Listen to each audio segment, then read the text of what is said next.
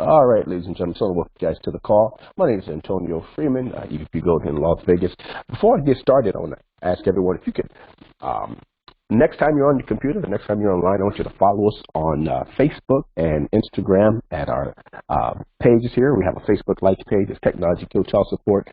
And also, if you're on Instagram, you can also follow us on Technology Kill Child Support as well. All right, guys, so I want to welcome everyone to the call. My name is Antonio Freeman, and this picture you see of this beautiful young lady, her name is Chris, and this is ourselves. We're at an event here in Las Vegas, and I want to share share this picture with everyone just to let you guys know that even though you're dealing with a child support order, and you may have had a situation where you're dealing with someone and the relationship has fell apart, and you maybe have separated from the family there, and maybe your kids and wife have been separated. That can be a very hard situation to go through. And for many people, it also feels like that you cannot have another relationship, or it maybe makes you very skeptical to have relationships in the future after dealing with a child support order or a divorce or paying alimony or things like that. So I want you guys to know that it's very important to understand that life can continue and you can be happy, and things can start turning around for you once you start using these strategies and applying that we're going to talk about for you guys again. I've been dealing with child support my adult life, and we do understand that it is a very difficult thing to go through in many situations, for definitely for many different people as well. I haven't seen my one of my boys in probably about 15 years by now.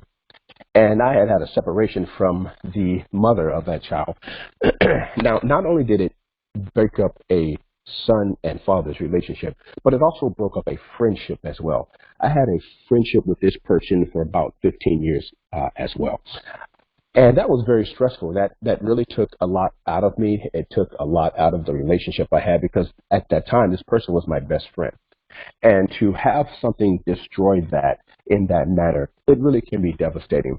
But as I continued to go through the situation, paying child support, I had ended up owing about double the amount. I was disregarding the support order. I felt like, if I wasn't going to see my son, I wasn't going to pay anything.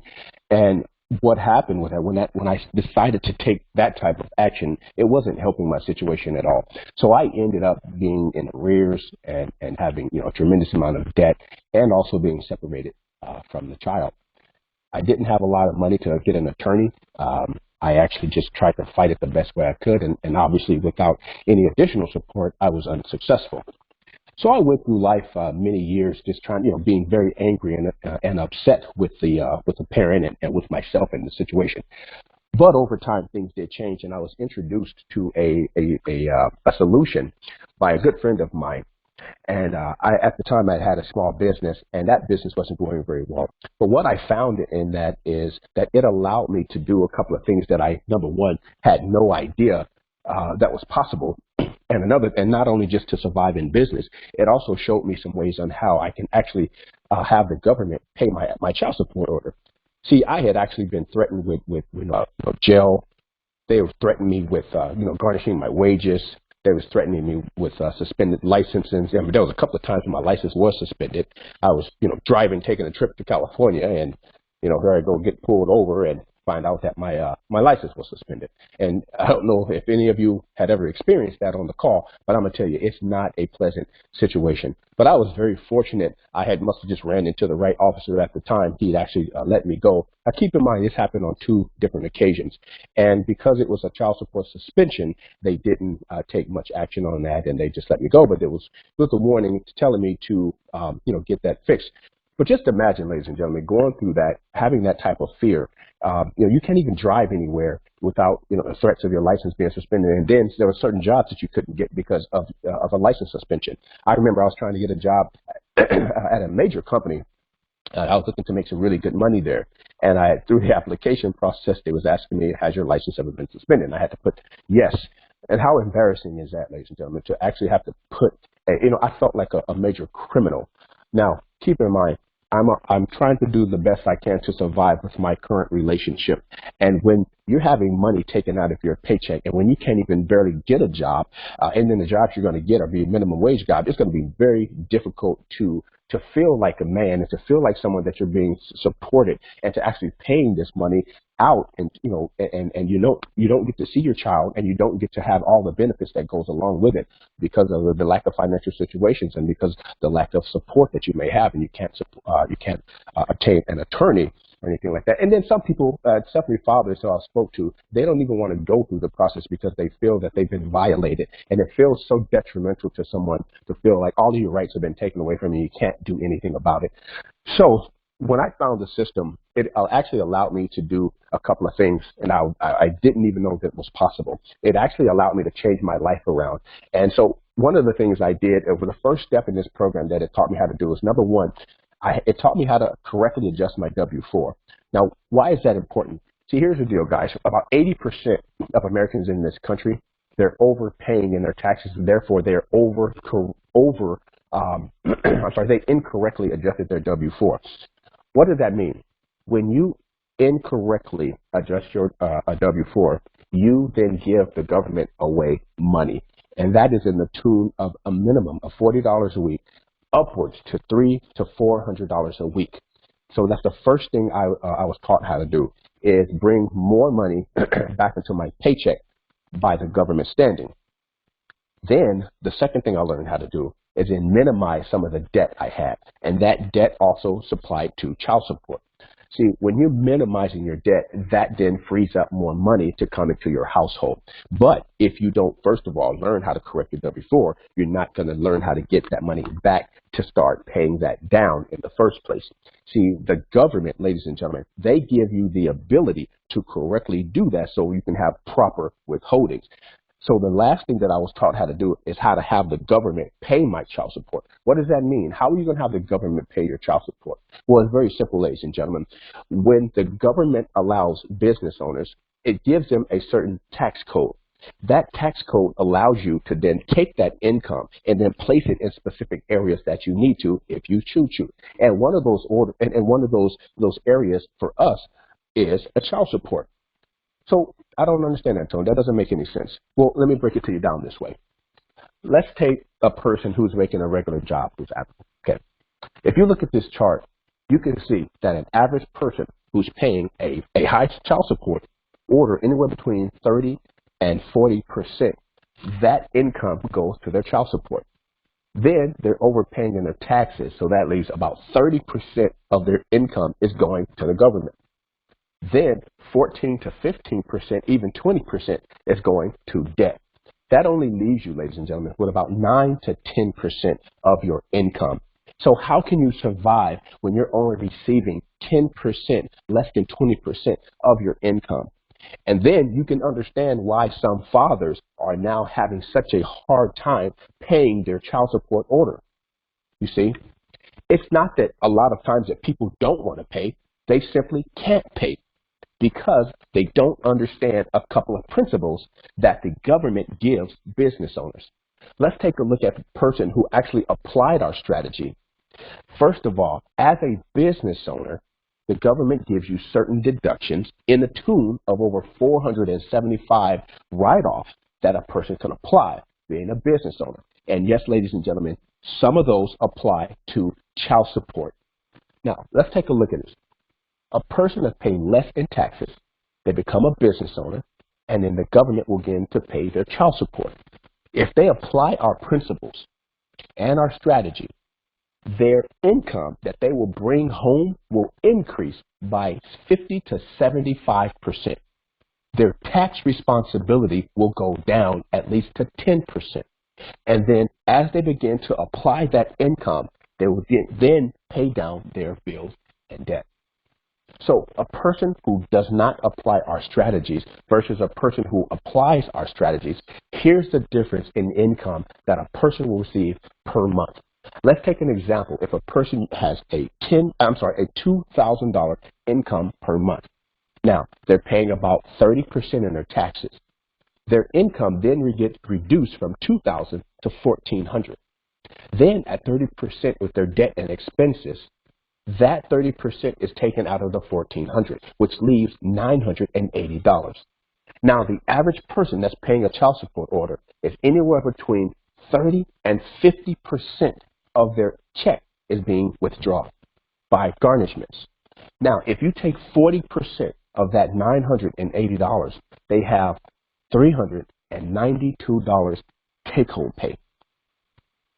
Now, let's take a look at someone who's actually applying our strategies and they have the same income.